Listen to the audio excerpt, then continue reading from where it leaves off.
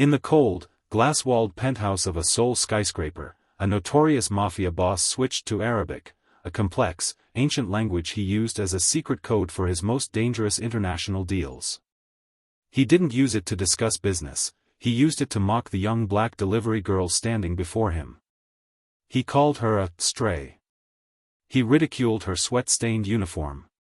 He laughed, savoring every sharp syllable, convinced she was far too uneducated to grasp even a single word. To him, she was just an invisible prop for his ego, a reminder of his absolute power. But when Zara Williams adjusted the yellow backpack on her shoulders, looked him dead in the eye, and responded in flawless, poetic Arabic, the entire room went ice-cold. The mafia boss's laughter didn't just stop, it died in his throat. What did she say that left an untouchable criminal speechless? Before we dive into this incredible story of hidden brilliance and high-stakes revenge, I'd love to know where you are watching from today. Drop your country in the comments below. And if you love stories where the underdog finally bites back, make sure to hit that subscribe button so you never miss an update. Now, let's get back to what happened inside that penthouse. The headquarters of the Park Syndicate was not a place for the faint of heart. Perched atop the city's most exclusive high-rise, it was a fortress of chrome, dark marble, and silent, heavy-set men in tailored suits. Down on the neon-lit streets of Seoul, the world was loud and chaotic, but up here, the air was thin and smelled of expensive cigars and filtered oxygen. This was a playground for men who moved markets and broke lives with a single phone call. Zara Williams moved through this sterile, intimidating world like a shadow. To the men in the penthouse, she was nobody, just a girl on a 14-hour shift trying to make rent. They had no idea that behind her serious, tired expression was a mind sharper than any blade in their arsenal. The humidity of Seoul's late summer evening clung to Zara like a second skin, turning her gray polyester uniform into a damp weight against her back. It was 10:47 p.m. She had been on her bike since 8 in the morning, weaving through a labyrinth of gridlocked sedans and aggressive bus drivers. Her calves burned with a rhythmic, pulsing ache that had long since moved past pain into a dull, vibrating numbness. Every time she hopped off her scooter, the pavement felt like it was tilting beneath her feet. She checked her phone, the screen cracked in the upper corner, a battle scar from a slip-on rainy pavement 3 weeks ago. One last delivery. The app flickered with a priority VIP notification, a delivery address that took her toward the shimmering, artificial peaks of the Gangnam district. The payout for this single drop was 3 times her usual rate, enough to finally cover the overdue tuition for her brother's semester and perhaps buy a decent meal that didn't come out of a plastic convenience store tray. Zara pulled her yellow delivery backpack tighter. Her reflection in a darkened storefront window caught her off guard. She looked older than 24. Her eyes, usually bright with the spark of linguistic puzzles and late-night study sessions, were heavy-lidded and rimmed with exhaustion. She was a linguistics prodigy by night, a girl who could trace the etymology of a Semitic root across 3 continents, but by day, she was just a ghost in a helmet. To the people she served, she was an automated function, a pair of hands that exchanged a warm paper bag for a digital tip. As she rode toward the gleaming chrome spire of the penthouse tower, she practiced Arabic conjugations in her head to keep herself awake. The complex grammar of the Levant and the sharp, rhythmic cadences of North African dialects were her sanctuary. They were the only things that reminded her she was more than just a cog in the gig economy. She didn't mind the sweat or the hunger, she told herself it was all a means to an end. She pulled up to the curb of the luxury high-rise, where the air suddenly turned expensive, scented with jasmine and filtered through high-end ventilation. The security guards at the lobby didn't look at her face, they only looked at the yellow bag and the smudge of grease on her cheek. They ushered her toward a private elevator with a cold, silent efficiency. As the lift began its silent, gravity-defying climb to the top floor, Zara leaned her head against the cool metal wall for just a second, closing her eyes. She thought this was just the end of a long day. She had no idea she was stepping out of the elevator and into a trap. The elevator doors slid open with a whisper, revealing a world that felt miles away from the humid, exhaust-choked streets below. Zara stepped onto a floor made of polished obsidian that mirrored the dim, recessed lighting above. The air here was different, unnaturally still and chilled to a precise, biting temperature. This wasn't an office, it was a fortress of glass and ego. At the end of the long corridor, two men stood like statues. They were thick-necked and broad-shouldered, their dark suits tailored so sharply they looked like armor. As Zara approached, her sneakers squeaked against the pristine floor, a sound that felt like a sacrilege in the heavy silence. The guards didn't speak. One stepped forward, his face a mask of indifference, and held out a handheld metal detector. He gestured for her to lift her arms, scanning her with a slow, methodical rhythm that made her skin crawl. They checked her yellow backpack, poking through the sealed containers of high-end fusion cuisine as if she might have hidden a bug or a blade beneath the spicy pork and steamed rice. Once satisfied, the guard nodded toward a set of massive, double-timbered doors. They swung open to reveal a sprawling penthouse suite that overlooked the glittering carpet of Seoul's skyline. The room was a masterclass in intimidation, minimalist furniture, ancient artifacts displayed in lighted cases, and a desk carved from a single slab of dark wood. In the center of the room, seated in a high-backed chair that looked more like a throne, was Park Jun-kwon. He was younger than Zara expected, but his eyes held the weary cruelty of a man who had seen too much and felt too little. He didn't look up from the gold-plated lighter he was flicking open and shut. Click, hiss, flame, click, hiss, flame. Standing behind him were Kim Jae-min and Seo Byung-ho, his loyal shadows. They were leaning against a marble bar, sipping amber liquid from crystal tumblers, their posture relaxed in a way that only comes from absolute confidence in one's own lethality. Zara felt the weight of their collective gaze. It was a heavy, predatory attention that stripped her of her name and her history, reducing her to nothing more than a servant who had interrupted their evening.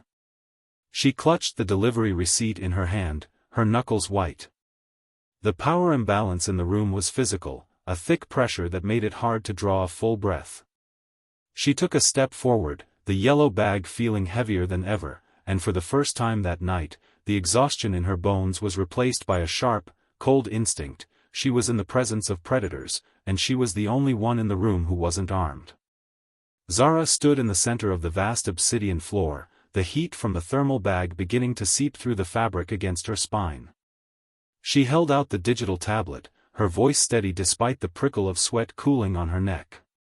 Delivery for Mr. Park. I just need a signature to complete the transaction. Park Jun-kwon didn't move. He didn't even acknowledge her words. Instead, he took a slow, deliberate drag from a dark cigar, the cherry glowing bright in the dim light of the penthouse. He looked at her not as a person, but as an architectural flaw in his perfect room. He flicked a speck of ash toward her sneakers, his eyes tracking the movement with a lazy, bored intensity. Behind him, Seo Byung-ho let out a short, jagged laugh. Did you hear that, boss?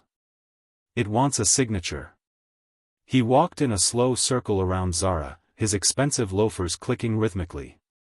He stopped just inches from her yellow backpack, sniffing the air with mock disgust. It smells like cheap exhaust and desperation. Is that what we're paying for now? Zara kept her gaze fixed on a point on the wall just above Jun-kwon's head. She had dealt with rude customers before, the overworked office managers, the entitled teenagers in high-rises, but this was different. This was a calculated performance of cruelty. She was being used as a prop for their entertainment, a low-stakes target to sharpen their teeth on. I'm just doing my job, Zara said, her voice dropping a fraction in pitch, gaining a hard edge of dignity. The food is getting cold. Jun-kwon finally leaned forward, the light hitting the sharp angles of his face. He gestured toward her with his glass of whiskey, a small, mocking movement. Look at her, he said to Jae-min, who remained uncharacteristically quiet in the corner. Look at the tension in those shoulders. She thinks she's standing firm. She thinks that if she stares at the wall long enough, she'll disappear. He turned back to Zara, a thin, predatory smile stretching his lips. You are invisible, girl. You are the grease on the gears of this city. You come in, you leave the food, and you vanish. Do you really think a signature from a man like me is something you're entitled to? Byung-ho leaned in closer, his breath smelling of expensive peat and tobacco. Maybe she's deaf, he whispered loudly, causing Junkwon to chuckle. Maybe she doesn't even speak the language. Hey, can you even read the name on the bag? Zara's grip tightened on the tablet until the plastic groaned. The exhaustion that had weighed her down all day was being replaced by a hot, white-tipped spark of anger. She wasn't invisible. She was a scholar of the world's most beautiful languages, a sister, a survivor. But as Junkwon exchanged a knowing look with his men, preparing to escalate the game, she realized they weren't finished with their cheap entertainment yet. Park Junkwon swirled the amber liquid in his glass, the ice clinking like a funeral bell in the sudden quiet of the penthouse. He looked at Zara, then at his companions, and his smile curdled into something far more sinister. He was bored with Korean, he wanted to play with a toy they all shared, a secret language that reinforced their bond as a brotherhood of elite wolves. He leaned back, his voice dropping into a low, melodic growl as he switched to Arabic. The transition was jarringly smooth. It was a high-level, classical dialect, the kind used by poets and international arms dealers, meant to sound sophisticated and untouchable. Look at this creature, Junkwon said in Arabic, his eyes never leaving Zara's face. A stray dog from the sands, wandering into a palace of gold. She stands there with the dust of the streets on her skin, thinking she is worth the air she breathes in this room. Byung-ho let out a sharp bark of laughter, nodding along. He didn't speak the language as fluently as his boss, but he knew the tone of a master mocking a slave. Junkwon continued, his voice dripping with a cruel, rhythmic elegance. It is the tragedy of the modern world. We give these people a uniform and a bicycle, and they forget their place. They forget that in the lands where this language was born, she would be nothing more than a shadow in the market, a beggar reaching for the scraps of men like us. He gestured toward her yellow backpack, his expression one of feigned pity. Look at her eyes. Wide and vacant. She hears the music of a superior tongue and feels only the wind. She is a vessel with nothing inside, a ghost in a gray suit who will die and be forgotten before the sun rises over Seoul. She doesn't even know she's being buried while she stands there. Zara felt the words hit her like physical blows, but they didn't wound her. Instead, each insult acted like a catalyst, a chemical reaction that transformed her exhaustion into a cold, crystalline fury. She knew this dialect. She had spent 3 years deconstructing its roots, its nuances, and its history. She heard the tiny errors in his conjugation, the way his arrogance made him clumsy with the delicate grammar of the Levant. To Junkwon, this was a code, a wall he had built to keep her out. He felt safe behind it, a king in a tower of words. He took a long, arrogant sip of his whiskey, his eyes mocking her silence, waiting for her to simply bow her head and leave in her rightful ignorance. He had no idea that the wall was about to come crashing down. Zara didn't blink. She didn't shift her weight or lower her chin. For a heartbeat, the only sound in the room was the low hum of the climate control and the distant pulse of the city below. Then, she drew a slow, deep breath, and the air in the penthouse seemed to sharpen. When she spoke, her voice wasn't the hesitant tone of a delivery worker, it was a resonant, commanding bell that cut through the smog of cigar smoke and arrogance. She didn't speak Korean. She spoke the same ancient, poetic Arabic Junkwon had just weaponized, but hers carried a weight and a purity that made his version sound like a cheap imitation. The crow mocks the desert because it has never seen the horizon, she began, her pronunciation flawless, her cadence echoing the formal structure of a scholar. You speak of status and gold, yet you fumble the very tongue you use to claim them. You call me a beggar, but you are the one starving, starving for a dignity that no dark suit or glass tower can provide. Junkwon's glass stopped halfway to his lips. His smirk didn't just fade, it evaporated, leaving his face slack and pale.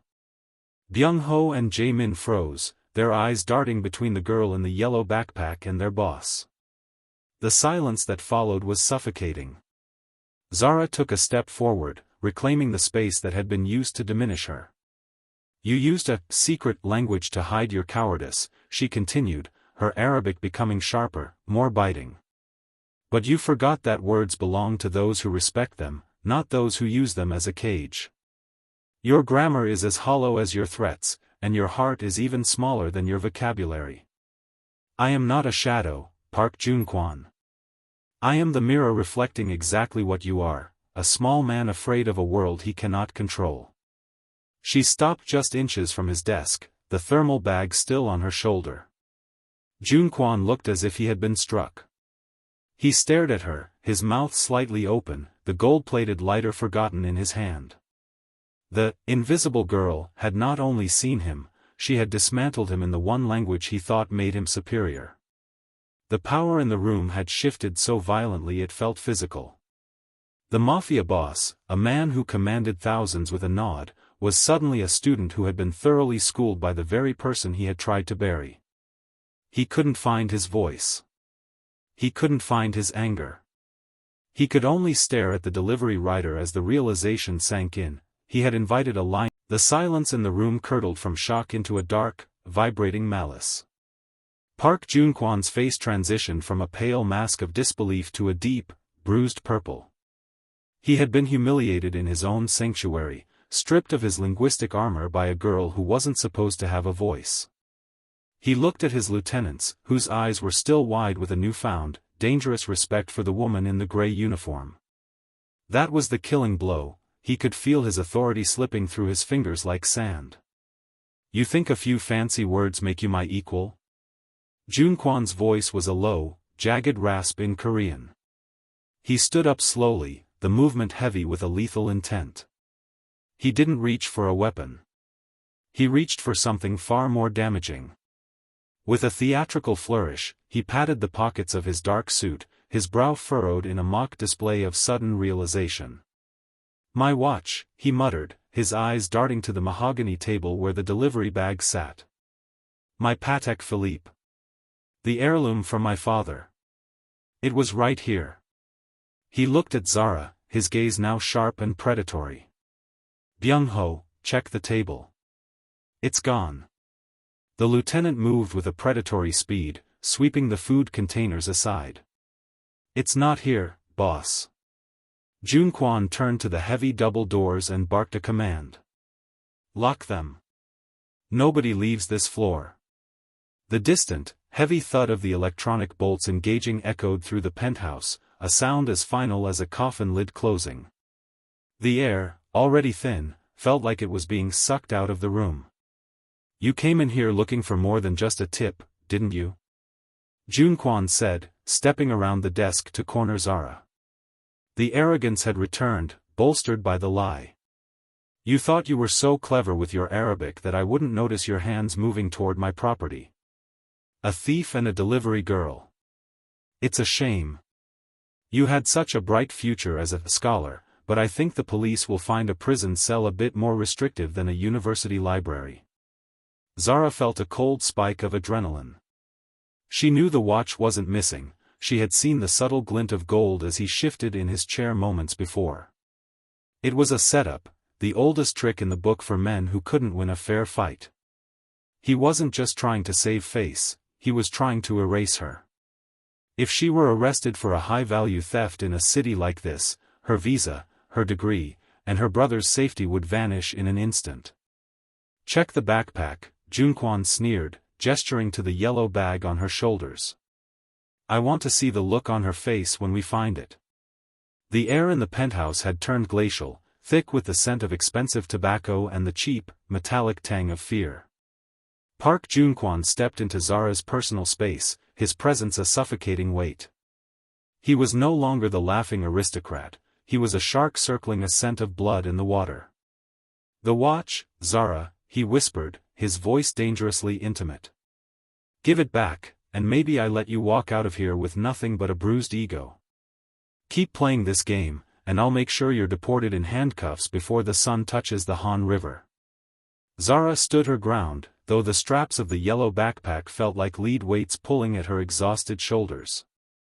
"I didn't touch your watch, and we both know it," she said, her voice brittle but unbroken. "You're not looking for justice, Mr. Park. You're looking for a way to feel big again after a delivery girl showed the room how small you really are." Junquan's hand shot out, not to strike her, but to grip the edge of the mahogany table beside her with a force that turned his knuckles white. He leaned in until she could see the broken capillaries in his eyes. "In this room, I am the law. I am the truth. If I say you stole it, the cameras will show you stealing it. If I say you resisted, the bruises on your face will prove it. Who is the police going to believe? A pillar of the community, or a girl with no name and a bag full of cold rice?"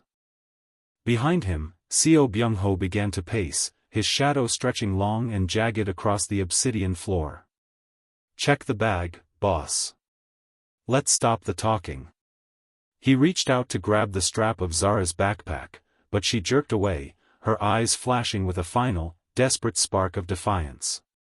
"Don't touch me," she hissed. Junquan laughed, a cold, dry sound that didn't reach his eyes. He turned to Kim Jae-min, who had remained a silent observer in the shadows of the bar. "Jae-min, you're the youngest. You have the quickest hands. Open the bag. Find my father's legacy so we can end this pathetic little drama." The tension in the room snapped tight, a piano wire stretched to the breaking point. Zara's heart hammered against her ribs like a trapped bird. She looked at Jae-min, expecting to see the same predatory hunger she saw in the others, but his gaze was unreadable, flickering toward the desk, then back to the girl who had spoken the language of his boss's secret world with more grace than the boss himself. The interrogation had reached its zenith. The next 10 seconds would either destroy Zara's life or change the rules of the game forever. Kim Jae-min stepped forward, his footsteps heavy and deliberate on the obsidian floor. He reached for the yellow backpack, his fingers brushing the fabric where Zara's name was stitched in faded thread. The room held its breath. Park Junquan watched with a smug, expectant glint in his eyes, already imagining the moment the gold watch would tumble out of the bag and seal Zara's fate. But Jae-min didn't open the zipper. Instead, he stopped. He looked down at the girl. Her eyes were wide, filled with the raw, vibrating terror of someone watching their entire future walk toward a cliff, yet she still hadn't bowed her head. Then, he looked at his boss. "I can't find it in the bag, Mr. Park," Jae-min said, his voice unusually quiet. "What are you talking about?" Junquan snapped, his face contorting. "It's in there. I saw it go in. Open it and stop wasting time." Jae-min didn't move. He reached into his own suit jacket, but instead of pulling out a weapon, he held up a small, shimmering object. The light from the crystal chandeliers caught the gold links of a Patek Philippe watch. It dangled from his fingers, swaying like a pendulum. "I found it earlier," Jae-min lied, his voice growing firmer. "But not in her bag. I found it tucked behind the velvet lining of your own desk drawer, boss. Right where you left it before the delivery arrived." The silence that followed was different from the others. It wasn't the silence of shock or mockery, it was the sound of a foundation cracking. Byung-ho froze, his mouth agape, looking from the watch to the boss. Junquan's face went from purple to a ghostly, sickly white. The betrayal was a physical blow, a sudden shift in the penthouse's ecosystem. Jae-min stepped toward the desk and set the watch down with a sharp clink. "You taught me that a man's word is his bond, Mr. Park," he said, staring directly into the boss's eyes. "But I watched her speak the language of our fathers. I watched her stand firm while we tried to break her. There is no honor in framing a girl who has more heart than this entire syndicate." Jae-min turned to Zara. For the first time, he didn't look at her like a servant or an invisible part of the city. He looked at her as a person. "The doors are unlocked," he said softly. Zara felt the oxygen rush back into her lungs, a sharp, cold sting of relief. But she didn't just run. She saw the fear in Junquan's eyes, the fear of a man whose own men were beginning to see through the theater of his power. She realized she now held a weapon far more dangerous than the one they had tried to plant on her. The heavy electronic bolts of the penthouse doors retracted with a metallic thud, but Zara didn't move toward the exit. She remained standing in the center of the obsidian floor, her presence suddenly larger than the room itself. Park Junquan sat back into his throne, but the leather no longer seemed to hold a king. He looked like a man trapped in a glass box, exposed and hollow. The watch sat on the desk between them, a golden witness to his failed deception. Zara reached into the side pocket of her delivery vest and pulled out her smartphone. The screen was dark, but she held it up so the light caught the lens. "Mr. Park," she said, her voice dropping into that melodic, terrifyingly precise Arabic one last time. "In my world, we have a saying, the tongue is a lion, if you let it loose, it will wound you. You let yours loose tonight." She switched back to Korean, her tone clinical. "My delivery app has a safety feature. An open mic recording for high-risk drops. Every insult, every threat, and your associate's admission that you planted that watch, it's all on a secure server. If I don't check out of this delivery in 5 minutes, it's automatically flagged for legal review." Junquan's hand trembled as he reached for his whiskey. He knew the cost of such a recording. It wasn't just the police, it was the loss of face with his international partners. If the Arabic-speaking syndicates he dealt with heard how he mocked their culture and fumbled their grammar, his empire would crumble by morning. "What do you want?" he rasped, the arrogance finally extinguished. "I want the tip I earned," Zara said. "Not for the food. For the education." She leaned over the desk, her eyes burning with a fierce, protective light. "A scholarship fund, set up in my brother's name. Enough to cover his entire degree and a house for my mother. Consider it a consultancy fee for the linguistic lesson I just gave you." Junquan looked at Jae-min, who remained a silent, steady wall of disapproval, then back at the girl. With a shaking hand, he pulled a heavy fountain pen from his pocket and scribbled a series of numbers on a private ledger, tearing out the page. It was a promissory note that carried the weight of his entire organization. Zara took the paper, folded it neatly, and tucked it into her uniform. She picked up her thermal bag, now light and empty. "Enjoy the food, Mr. Park. I hope it doesn't leave a bitter taste in your mouth." She turned and walked toward the elevator, her sneakers no longer squeaking, but sounding like a drumbeat of victory. As the silver doors closed on the image of the defeated boss and his silent lieutenants, Zara leaned her head back and took a long, clean breath. The 14-hour shift was over. The sun was beginning to rise over the Seoul skyline, painting the glass towers in shades of gold and violet. She wasn't just a delivery rider anymore. She was a woman who had walked into the lion's den and walked out with the keys to the kingdom.